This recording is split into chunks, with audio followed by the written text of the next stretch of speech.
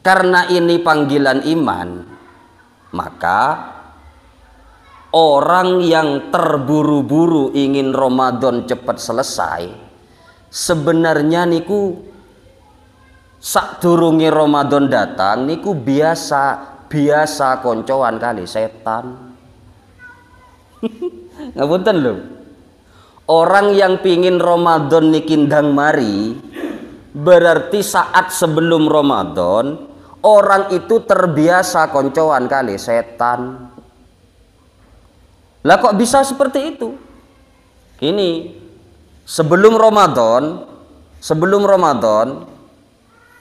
orang itu lek ngalor bareng setan, ngidul bareng setan, ngetan ngulon nang dukun nang isor bareng setan, turu bareng setan, mangan bareng setan, lungguh melaku melayu bareng setan, sampai ngeloni bojone lho ditiliki setan. Tiap hari pekerjaannya bareng setan. Lah ketika Ramadan datang, lah setan ini dikerangkeng kali Allah, koncone ditangkep. Karena terbiasa koncoan kali setan, begitu koncone ditangkep bingung, waduh koncoan sopo iki, bingung.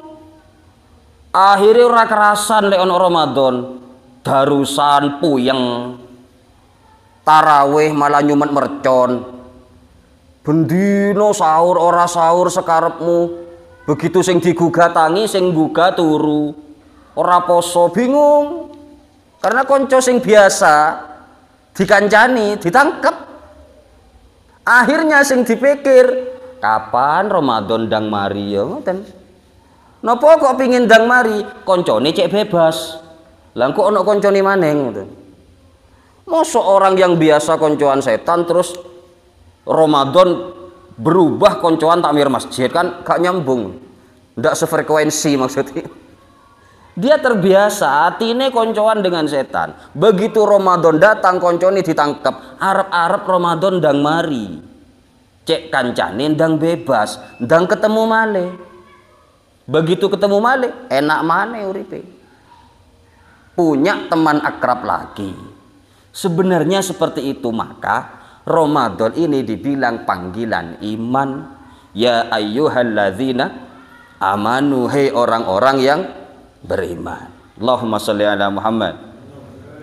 Lalu niki Ramadan, bahwasanya orang yang melakukan kegiatan ibadah di bulan Ramadan itu pahalanya dilipat gandakan. Pahalanya dilipat gandakan. Kita yang terbiasa melakukan sholat duhur di luar Ramadan dengan di dalam Ramadan beda. Wakilah dikatakan ada pelipat gandaan itu 70 kali. Kalau kita melakukan ibadah sunnah itu di bulan Ramadan pahalanya disamakan dengan fardu. Ini pelipat gandaan yang hebat. Tujuannya supaya umat Kanjeng Nabi Muhammad yang usianya ini baina sittin wa sab'in, antara 60 dan 70 tahun, nanti di akhirat cepat masuk surga nih. Dengan usia yang pendek tapi memiliki amal yang luar biasa banyak. Itu terhitung belum Lailatul Qadarnya. Belum Lailatul Qadarnya. Jenengan sholat subuh di luar Ramadan sendirian munfarid, pahalanya 1. Tapi kalau sholat subuh berjemaah, entah di masjid, di musola langgar, atau di rumah bareng keluarga, males nang masjid berjemaah di rumah, pahalanya 27 lebih dibandingkan dengan yang sholat biasa, kan ngoten. Itu di luar Ramadan. Tapi begitu Anda lakukan itu di bulan Ramadan, Anda sholat subuh sendirian, itu sama halnya dengan sholat subuh ping 70 di luar Ramadan. Pahalanya seperti itu. Lalu kalau sholat subuhnya berjemaah di bulan Ramadan, berarti 27 itu ping 70. Banyak. Bayangkan kalau 5 waktu kita berjemaah semua. Zuhur, asar, maghrib, isya, subuh. Berarti 27 ping 5. Setelah dikalikan 5 ping 70. Lah itu pahala nih. Bandingkan dengan yang di luar Ramadan. Orang yang baca Quran sama pahalanya dilipat gandakan oleh Allah. Dawe Kanjeng Nabi, man qara'a harfan min kitabillah falahu hasanah. Siapa yang membaca satu huruf dari Al-Quran, dia mendapat satu kebaikan. Wa asyru hasanatin amsaliha, dan 10 kebaikan yang sama dengan yang pertama itu. Berarti satu huruf ganjarannya 10. Wala aqulu alif lam mim harfun. Aku tidak mengatakan alif lam mim itu satu huruf. Walakin alifun harfun, walamun harfun, wa mimun harfun. Tapi alif itu satu huruf dawe Nabi, lam itu nggih satu huruf, mim itu ya satu huruf. Berarti alif lam mim itu 3 huruf, per hurufnya 10. Berarti Anda baca alif lam mim ganjarane 30. Itu di luar Ramadan. Lah di dalam Ramadan itu dilipat gandakan ping 70. Berarti alif niku 10 ping 70 berarti 700, lam 700, mim 700, alif lam mim 700 ping 3 2100. Cuman baca ngoten mawon niku alif lam mim jenengan pun gadah ganjaran 2100. Bayangkan niku. Alif lam mim melaku maning alif lam mim kok lek bosen genti alif lam ro genti waduh kedawan hamim toha yasin niku ganjarane 700 ping 2 1400 mek ngoten mawon niku. Bayangkan lek jenengan baca dilanjutkan alif lam mim zalikal kitabul la raiba fi. Pinten huruf niku? Nggih dikalikan sendiri. Ngeten. Saya pernah baca kitab Ihya Ulumuddin. Salah satu karyanya Imam Ghazali. Di situ Imam Ghazali itu nulis suatu ucapan yang datang dari Sayyidina Ali bin Abi Thalib karramallahu wajhah. Dawuh Sayyidina Ali ngeten, Pak. Sami'tu Rasulullah sallallahu alaihi wasallam yaqul, aku pernah mendengar Kanjeng Nabi Muhammad dawuh ngeten terus Sayyidina Ali. Ini Imam Ghazali ngarang kitab, di situ dijelaskan tentang dawuh Sayyidina Ali yang mendengar dari Kanjeng Nabi Muhammad, ngoten maksudnya. Dawuh Sayyidina Ali, aku tahu krungu Nabi dawuh ngeten. Ya napa terus Kanjeng Nabi menurut Ali bin Abi Thalib, man qara'a harfan min kitabillah qiyaman fis shalah falahu mi'atu hasanah. Siapa yang membaca satu huruf di Al-Qur'an dalam keadaan berdiri saat sholat, jadi jenengan berdiri sholat, di sholat itu jenengan baca ayat Quran, Fatihah kan ayat Quran, surat-surat pendek kan ayat Quran, itu per hurufnya Anda akan diberi pahala 100. Berdiri dalam sholat membaca ayat Quran satu hurufnya itu diberi pahala 100. Wa man qara'ahu qu'udan fis shalah falahu 50 hasanah.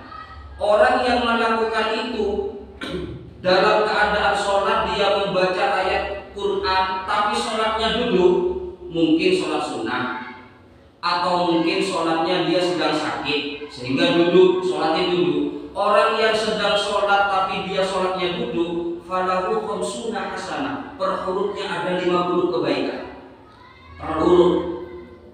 Wa man qara'ahu fi ghairi sholatin biwudu'in, tapi nek membacanya di luar sholat, bukan dalam keadaan sholat, tapi dia punya wudu, fi ghairi sholatin biwudu'in, dia dilakukan di luar sholat, tapi dia dalam keadaan berwudu, falahu 25 hasanah, separuhnya lagi dia mendapat 25 kebaikan. punya wudhu tapi tidak sholat. Mungkin jenengan setelah sholat isya tahlilan, kan ada ayat Quran ini. Qul huwallahu ahad Allahus samad alif lam mim dzalikal kitabu la raiba fihi lillahi ma fis samawati terus ini ayat Quran. Anda tahlilan terus sudah tahlilan dalam keadaan punya wudhu, per hurufnya diberi pahala 25 per hurufnya. Wa man qara'ahu fi ghairi sholatin bila wudhuin, kalau Anda melakukan itu di luar sholat dan tidak punya wudhu, mungkin wudhunya batal, sedang mengantarkan anak sekolah, atau sedang berjalan, atau sedang mengendarai mobil, numpak sepeda motor, sambil lalu melakukan itu, jenengan baca Quran sambil nyetir sepeda, Bismillahirrahmanirrahim, Qul huwallahu ahad Allahus samad lam yalid wa lam yulad wa lam yakul lahu kufuwan ahad. Tapi nyetir mobil, falahu asyru hasan. Yang seperti itu dapat 10 kebaikan per hurufnya. Artinya apa? Yang dapat 10 ganjaran itu lek membaca ayat Quran tanpa wudhu dan di luar sholat. Pahalanya akan berbeda jika Anda melakukan itu di dalam sholat dalam keadaan berdiri. Itu di luar Ramadan. Kalau dilakukan di bulan Ramadan, yang berdiri, sholat berdiri, kemudian baca Fatihah, kemudian baca surat-surat pendek, per hurufnya diganjar 100. Karena ini Ramadan, dilipat gandakan 170, sama dengan 7.000, 70.000, 170, 7.000. Per hurufnya 7.000 Pak. Lah kalau Al-Fatihah itu ada berapa huruf? Al-Fatihah itu ada berapa huruf? Itu per hurufnya Anda diganjar itu ngewu. Maka ini bonus yang Allah berikan buat kita, biar kita bisa mengumpul ganjaran terlebih. Maka ketika kita melihat dalil yang seperti ini, terus ono perdebatan antara sholat tarawih. Ada yang bilang 8 rakaat, ada yang bilang 20 rakaat. Saya yakin ganjarannya akan 90. Karena yang 20 rakaat itu baca Fatihah ini 20. Ya. Lah yang 8 itu ya, kan macam pengwodo ya. Al-Fatihah ini pengwodo. Yang 20 Al-Fatihah ini 20. Ganjarannya akan 20. Karena per hurufnya dapat pahala 7.000. Banyaknya surat Al-Fatihah itu belum terhitung surat-surat pendeknya 20. Nah ini pahala yang akan kita terima. Mudah-mudahan diterima. Amin. Mudah-mudahan ini diterima oleh Allah. Amin. Nah saya ngomong kayak gini bukan menyalahkan yang 8. Dan mereka pinter 20 kan. Bukan lantas menyalahkan yang 8 atau melebih-lebihkan, mengunggul-unggulkan yang 20, enggak. Karena sebenarnya dua-duanya itu sami-sami wonten dalile. Yang 8 itu di wonten dalile ya sini. Shalla bina Rasulullah sallallahu alaihi wasallam fi syahri Ramadan bi thamani raqatin tsumma witir. Telah sholat bersama kita kanjeng Nabi Muhammad sallallahu alaihi wasallam di bulan Ramadan 8 rakaat, kemudian beliau witir. Iki dalil simbol. Wonten dalile. An Ibnu Abbas anna Nabi sallallahu alaihi wasallam kana yusolli fi syahri Ramadan bi 20 rakaatin tsumma witir. Menurut Ibnu Abbas, sesungguhnya kanjeng Nabi Muhammad sallallahu alaihi wasallam di bulan Ramadan tarawihnya 20, kemudian dilanjut witir. Niki dalil sing 20. Sama-sama ada dalilnya. Tapi karena saya pribadi, sanad keilmuannya saya itu 20, yang diajarkan kiai-kiai kita 20, maka kita terbiasa melakukan sholat tarawih 20 melo kiai. Tapi tidak pernah kita menyalahkan sing terawih di 8. Pahami? Jangankan antara 8 sama yang 20. Dalil yang 36 itu wonten, Pak. Itu terjadi di Baghdad saat Sayyidina Ali bin Abi Thalib memerintah Islam dari Baghdad. Tarawih ini 26. Jangankan 26, tarawih sing 100 rakaat itu wonten.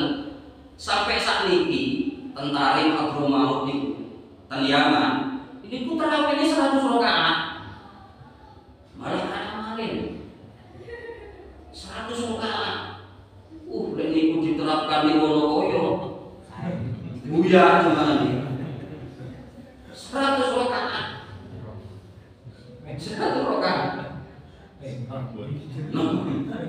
No kemarin 8.